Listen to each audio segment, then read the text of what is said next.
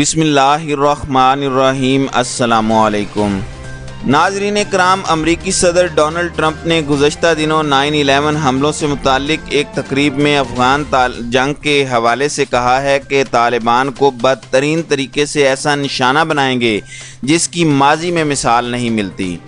خیال رہے کہ امریکہ میں 11 ستمبر 2001 کو ہونے والے حملے میں تقریباً 3000 سے زائد افراد ہلاک ہو گئے تھے۔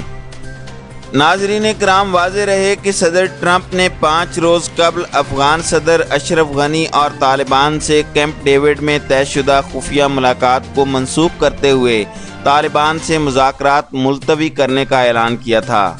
طالبان نے اپنے رد عمل میں کہا تھا کہ مذاکرات کی منسوخی سے امریکہ کو پہلے سے زیادہ نقصان پہنچے گا۔ ناظرین کرام، ٹرمپ تیسرے امریکی صدر ہیں جنہیں افغانستان میں امریکی فوجوں کی موجودگی کے ساتھ ناقابل یقین حد تک ہونے والے اخراجات کا سامنا ہے۔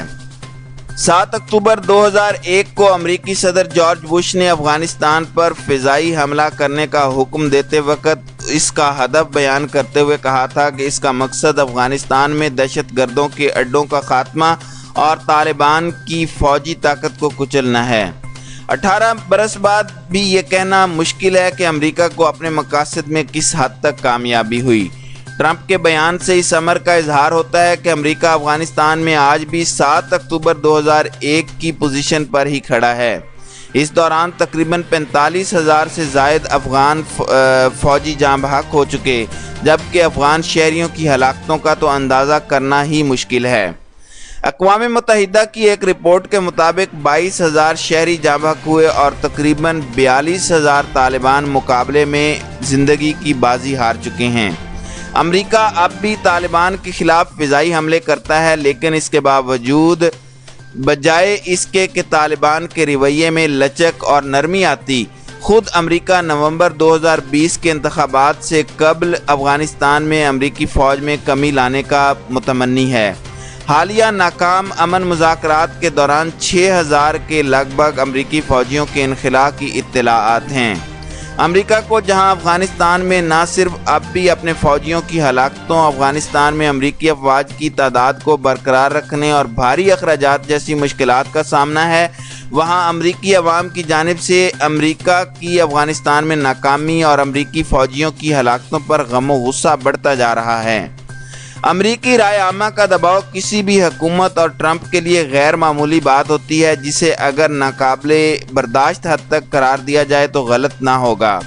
ٹرمپ کے طالبان سے امن مذاکرات بھی اس دباؤ سے نکلنے کی صحیح تھی اور آئندہ صدارتی انتخابات کے لیے ضروری تھے، جن کو طالبان کی سخت شرائط اور حملے جاری رکھنے پر معطل کرنا پڑا۔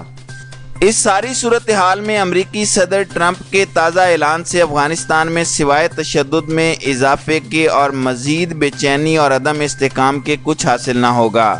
طالبان کو تقریباً 2 عشروں سے امریکی حملوں کا سامنا ہے اور وہ اس کا مقابلہ کرنے کے ساتھ ساتھ بقا کی جدوجہد میں بھی کامیاب رہے ہیں۔ ایسے میں مزید فضائی حملوں سے سوائے امریکہ کے مزید دباؤ میں آنے کے کوئی اور نتیجہ سامنے آنا مشکل ہے۔ امریکہ طالبان سے مذاکرات اور معاملات کی کوشش کر کے اور اسلامی امارات کے نام سے اتفاق کر کے گویا طالبان کو افغانستان کی اصل اور نمائندہ قوت تسلیم کر چکا ہے، جو طالبان کے لیے ٹرمپ کے امن معاہدے پر دستخط سے انکار اور مزید فضائی حملوں کے اعلان کے باوجود ان مذاکرات کا حاصل ہے، جبکہ امریکہ کے حصے میں کچھ دکھائی نہیں دیتا۔